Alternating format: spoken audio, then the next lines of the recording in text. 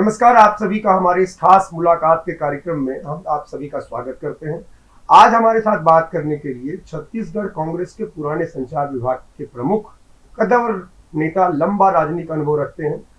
इस वक्त छत्तीसगढ़ पाठ्यपुस्तक निगम के अध्यक्ष हैं। शैलेश जी, आपका बहुत बहुत स्वागत है हमारे इस कार्यक्रम में। इस वक्त हम जो बात करने आए हैं वो सबसे महत्वपूर्ण चीज है, कांग्रेस सड़क पर है। लगातार सवाल उठा रही है कि केंद्रीय एजेंसियों का दुरुपयोग किया जा रहा है। सोनिया गांधी जो वर्तमान में राष्ट्रीय अध्यक्ष का कार्यभार संभाले हुए हैं, उनसे ईडी आज भी पूछताछ कर रही है। कांग्रेस सड़क पर प्रदर्शन कर रही है। राहुल गांधी से रिकॉर्ड 50 घंटे से ज्यादा पूछताछ हुई, लेकिन उस पर अभी तक क्या कुछ हुआ तो कुछ समझ नहीं। कांग्रेस अपने तरीके से हमलावर है। कांग्रेस का साफ कहना है कि इस मसले पर केंद्र अपनी इस एजेंसी का दुरुपयोग कर रहा है, उन तमाम राज्यों में कर रहा है जिन राज्यों में कांग्रेस के अलावा दूसरी पार्टियों की सरकार है और भाजपा विपक्ष में है। आप इसे कैसे देखते हैं शैलेश जी? जिस तरह का माहौल इस वक्त केंद्रीय एजेंसियों के माध्यम से बनाने का आरोप आपकी पार्टी और आपके तमाम नेता लगा रहे हैं। आज़ादी की लड़ाई की आवाज़ को उठाने के लिए नेशनल हेराल्ड, कौमी आवाज़ और नवजीवन, 3 समाचार पत्र पंडित जवाहरलाल नेहरू के नेतृत्व में, उनकी अगुवाई में शुरू किए गए थे। समय के साथ इन समाचार पत्रों की स्थिति उतनी अच्छी नहीं रही। कांग्रेस ने समय समय पर इनमें काम करने वाले पत्रकारों, कर्मचारियों की तनख्वाह के लिए, उनके भविष्य निधि और अन्य तरह के भुगतानों के लिए, बिजली बिल के लिए इस समाचार पत्र समूह को राशियां दी, जो धीरे धीरे बढ़ के 90 करोड़ रुपए हो गई। कांग्रेस एक राजनीतिक संगठन है। स्वाभाविक रूप से इस 90 करोड़ की राशि के लिए तत्कालीन कोषाध्यक्ष और छत्तीसगढ़ में कांग्रेस के वरिष्ठ नेता रहे मोतीलाल वोरा जी और अहमद पटेल जी ने कुछ ड्राफ्ट किया और तदनुसार कुछ रीस्ट्रक्चरिंग हुई। सबसे महत्वपूर्ण बात यह है कि इस पूरे ट्रांजैक्शन में 1 पैसे का नकदी लेन देन नहीं हुआ, अर्थात सब कुछ चेक के द्वारा, बैंक के द्वारा लेन देन किया गया। ऐसी स्थिति में ईडी को कोई अधिकार ही नहीं बनता कि ईडी इस मामले में कोई पूछताछ करे। ईडी बेनामी ट्रांजैक्शंस के लिए, जो काले धन को सफेद किया जाता है, उन ट्रांजैक्शंस की जांच करने के लिए बनी है। जैसे छत्तीसगढ़ में चिट फंड घोटाला, पनामा खाते का मामला, इस पर ईडी को जांच करना है, लेकिन ईडी का दुरुपयोग विपक्ष की आवाज को दबाने के लिए किया जा रहा है। यह बर्दाश्त के बाहर है और इसी के खिलाफ पूरे देश में कांग्रेस के लोग और देश की जनता सड़कों पर है। मोदी सरकार के खिलाफ संघर्ष लगातार जारी है। देखिए, उस पर जाएंगे, मैं चिट फंड पर भी जाऊंगा, पनामा पर भी जाऊंगा। बड़ा गंभीर आरोप, पिछली 15 साल की सरकार के सबसे प्रमुख चर्चित उन आरोपों में से एक है जो कांग्रेस लगातार लगाती है। थोड़ा मैं फिर से वापस नेशनल हेराल्ड पर जाऊंगा, क्योंकि आप लंबा राजनीतिक अनुभव रखते हैं, अध्ययनशील व्यक्ति हैं, अच्छे लीडर माने जाते हैं, वक्ता भी अच्छे।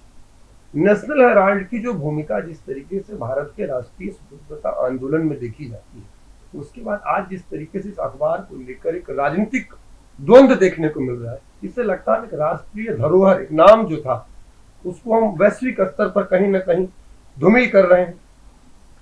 भाजपा की विचारधारा और भाजपा के पूर्ववर्ती आरएसएस की विचारधारा, आजादी की लड़ाई में आरएसएस ने भाग नहीं लिया।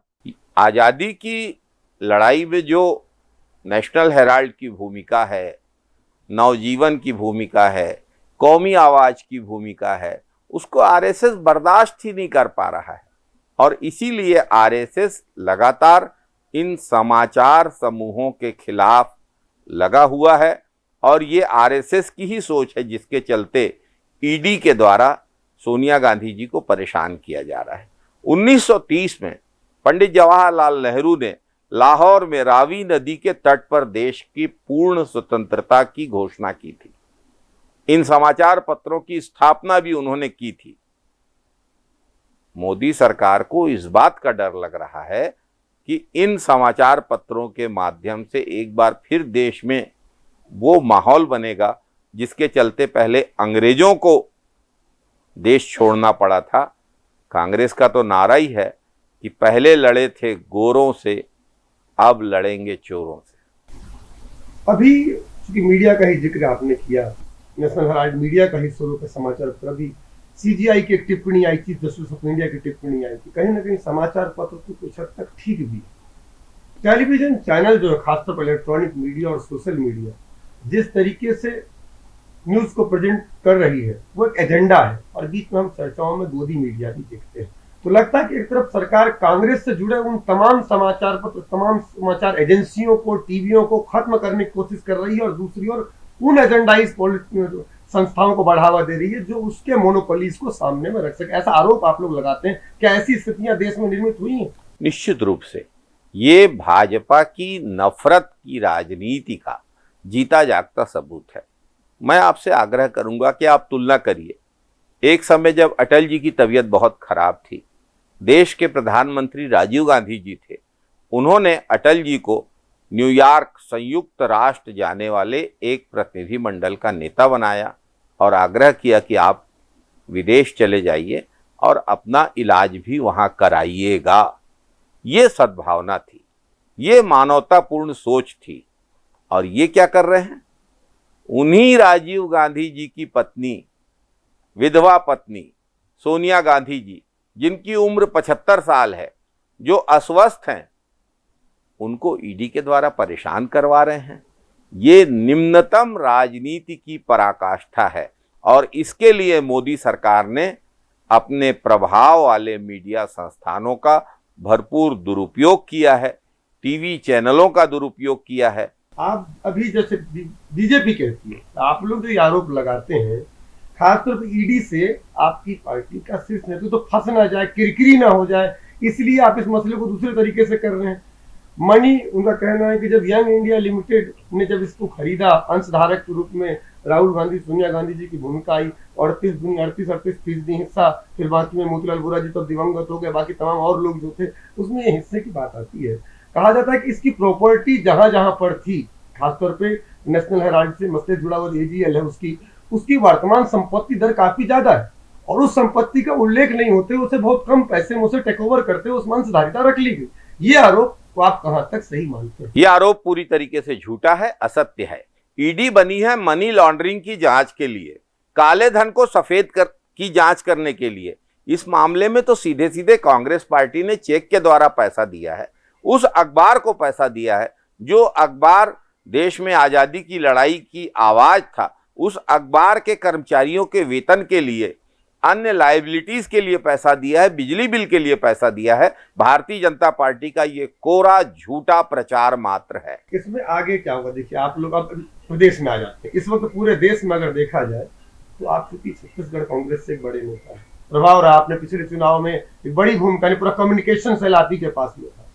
अभी जिस तरीके से छत्तीसगढ़ में 71 सीटें हैं, आप लोग मुखर होकर इस सब्जेक्ट पर आवाज उठा रहे हैं, लेकिन यहाँ 2 पुराने घोटालों का जिक्र आप लोग करते हैं। इस बात को लेकर पूर्व मुख्यमंत्री और वर्तमान मुख्यमंत्री भूपेश बघेल जी के बीच तनातनी भी हम देख रहे हैं। डॉक्टर रमन और भूपेश जी कैसे एक दूसरे से इस मसले पर लगातार ट्विटर पर हमला हो। चिटफंड और पनामा, नान, इन तीनों पर भी चाहूंगा थोड़ा विस्तार से आपकी पार्टी का रुख क्या है, क्योंकि अब तो 5वां साल कुछ समय बाद शुरू हो जाएगा।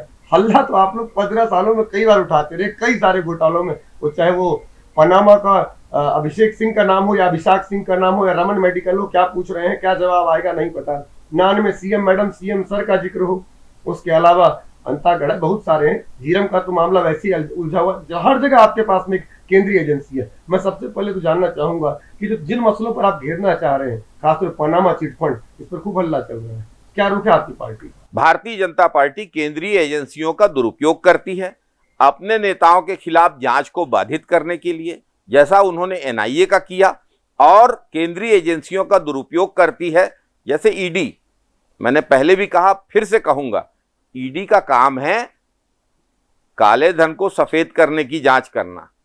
जो पैसा चेक से दिया गया है, अगर उस मामले में कोई विवाद हो तो वो दीवानी अदालत का मामला है। ऐसे मामले में ईडी के द्वारा जांच संस्थित करना सीधे सीधे विपक्ष की आवाज को दबाने का कुचक्र है, लोकतंत्र की हत्या करने की साजिश है। ईडी का उपयोग करना था, पनामा के मामले की जांच करने के लिए होना था, जहां पर रमन सिंह जी के कवर्धा के पते पे, रमन मेडिकल स्टोर के पते पर रमन सिंह जी के बेटे अभिषेक सिंह जी से मिलते जुलते नाम अभिषेक सिंह को लेकर खाता खोला गया। अगर रमन सिंह जी बेदाग हैं तो उन्होंने क्यों नहीं इस मामले की जांच की मांग की? सीएम मैडम के नाम से जो पैसों का लेन देन हुआ नान घोटाले में, 35,000 करोड़ के नान घोटाले में, उसकी जांच क्यों नहीं करवाई गई ईडी के द्वारा?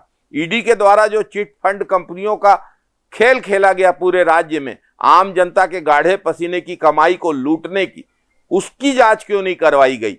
ये बहुत बड़े ज्वलंत सवाल हैं जिसका कोई जवाब भाजपा के पास नहीं है। भाजपा के पास जवाब होने में आपके ऊपर भी तो कई सारे सवाल हैं, मतलब आपकी पार्टी पर मैं देख राष्ट्रीय अध्यक्षा से पूछताछ कर रही है पार्टी का। ईडी अगर पूछताछ कर रही है तो उसके सवालों का जवाब दिया जा रहा है। सवाल यह है कि ईडी की एजेंसी बनी है काले धन को सफेद धन में तब्दील करने की जांच करने के लिए।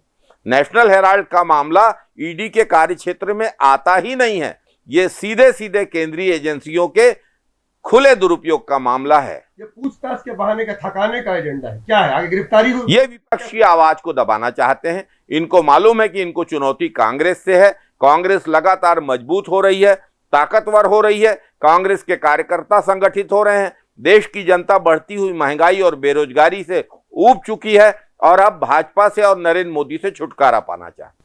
चलिए, आरोप लगातार चलते रहेंगे, इस पर आगे क्या क्या होता हम देखते रहेंगे, लेकिन थोड़ा छत्तीसगढ़ से भी वरिष्ठ नेता है तो छत्तीसगढ़ कुछ बातों को कर लेता हूँ। आने वाले समय में यहाँ भी 1.25 साल के बाद चुनाव की स्थितियां बनेंगी। आपके पार्टी के वर्तमान कामकाज को देखकर आप क्या महसूस करते हैं कि पार्टी पिछली बार तो प्रचंड बहुमत के साथ आई थी, इस बार आपस में भी कुछ लगातार आपस में कुछ कहा सुनी का दौर चलता है। 2 वरिष्ठ मंत्री, मुख्यमंत्री, उनके और वरिष्ठ मंत्री, उनके बीच में भी विभाग छोड़ देने की बातें आती हैं। उन सबको आप किस तरह से देखते हैं कि इन सबके बीच कितनी बड़ी चुनौती है कांग्रेस के लिए 2023? पिछली बार अमित शाह आए थे छत्तीसगढ़, उन्होंने कहा था भाजपा 65+, कांग्रेस को 68 सीटें मिली। मैं आपको इस बात को बहुत ही गंभीरता के साथ, पूरी जिम्मेदारी के साथ कह रहा हूं। क्या पिछली बार अजीत जोगी जी नहीं थे? क्या पिछली बार जनता कांग्रेस नहीं थी? क्या पिछली बार कांग्रेस के वोट विभाजित होने की बातें नहीं फैलाई जाती थी? क्या बसपा के द्वारा अनुसूचित जाति के वोट काटने की बात नहीं फैलाई जाती थी? परिणाम क्या निकला? कांग्रेस को 68 सीटें मिली और आज 72 सीटें हैं। इस बार भी कितना भी दुष्प्रचार कर ले भारतीय जनता पार्टी, कितना भी दुर्भावना फैला लें, कांग्रेस को इस बार 75 से ज्यादा सीटें मिलेंगी। कांग्रेस को जबरदस्त जन समर्थन मिलेगा, क्योंकि भूपेश बघेल जी की सरकार के द्वारा किसानों के हित में जो काम किए गए हैं, कर्ज माफी की गई है, किसान के धान का दाम दिया जा रहा है, बिजली बिल हाफ किया गया है, वनोपज की खरीद की जा रही है, और किसान के और गरीब मजदूरों के जेब में जो पैसे डाले जा रहे हैं गोधन न्याय योजना के द्वारा, श्रमिक न्याय योजना के द्वारा, उसके द्वारा राज्य के व्यापार, व्यवसाय, उद्योग को जो ताकत मिली है, छत्तीसगढ़ आज समृद्ध हो रहा है। समृद्ध छत्तीसगढ़, हरियर छत्तीसगढ़। मुख्यमंत्री भूपेश बघेल की सरकार पुरखों के देखे हुए सपनों का छत्तीसगढ़ साकार बनाने का काम कर रही है। जनता का जबरदस्त समर्थन मुख्यमंत्री भूपेश बघेल जी और कांग्रेस के साथ है। आप तो कह रहे हैं चलिए विकास के पथ पर है, हरियर है, गांव बढ़िया चमक रहे हैं, नरवा गरुआ गुरुआ बाड़ी का कॉन्सेप्ट बहुत ज्यादा बिखर रहा है, लेकिन विपक्ष कहती है, यहाँ पर बैठी विपक्ष बीजेपी बोल रही है, ये बन चुका है उड़ता छत्तीसगढ़, नशेड़ियों का छत्तीसगढ़, चाकूबाजों का छत्तीसगढ़, अपराध का गढ़, भ्रष्टाचार का गढ़। भारतीय जनता पार्टी से हम यह अपेक्षा नहीं करते कि वो हमारी सरकार का समर्थन करेंगे। उनको तो अपने 15 साल के लूट, भ्रष्टाचार और कमीशन खोरी का युग याद करना चाहिए।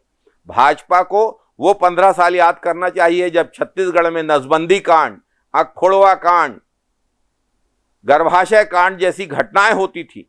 लगातार अनुसूचित जाति के बन्नू सतनामी से लेकर भुरकी से लेकर सुशील कुमार शिंदे से लेकर जांजगीर जिले तक अनुसूचित जाति के लोगों को थाने में हिरासत में पीट पीट कर मार डालने की बर्बर घटनाएं होती थी। बस्तर में जिस प्रकार से आदिवासियों के साथ अत्याचार होते थे। हम सब ने मनकू, मीना खलको, सारकेगुड़ा, पेद्दा गेलूर, एड़समेटा की घटनाओं का, वो रमन सिंह का 15 साल का काला कार्यकाल देखा है। आज छत्तीसगढ़ खुशहाल है। यहाँ के अनुसूचित जाति जनजाति के लोग आगे बढ़ रहे हैं, किसान आगे बढ़ रहे हैं। ये भारतीय जनता पार्टी को बर्दाश्त नहीं हो रहा है। पंजाब में ऐसा माना गया कि बीजेपी किसी के टक्कर में नहीं है, टक्कर है कांग्रेस और आप में। कांग्रेस से वही दिल्ली धीरे से खिसक गई जो अब आपका गढ़ बन गई। पिछले बार गुजरात में कांग्रेस ने अच्छा प्रदर्शन किया, इस बार गुजरात की लहर में लगता है आम आदमी पार्टी भी ताल ठोक रही है। छत्तीसगढ़ में भी बीजेपी इस वक्त टक्कर में नहीं। क्या लगता है आने वाले दिनों में यहाँ पर भी आपकी लड़ाई आपके ही साथ होने वाली है? भारतीय जनता पार्टी का चरित्र है, वो खुद जब नहीं लड़ पाती किसी से तो वो केंद्रीय एजेंसियों को अपनी सहयोगी दल और गठबंधन के सहयोगी दलों के रूप में उपयोग करती है।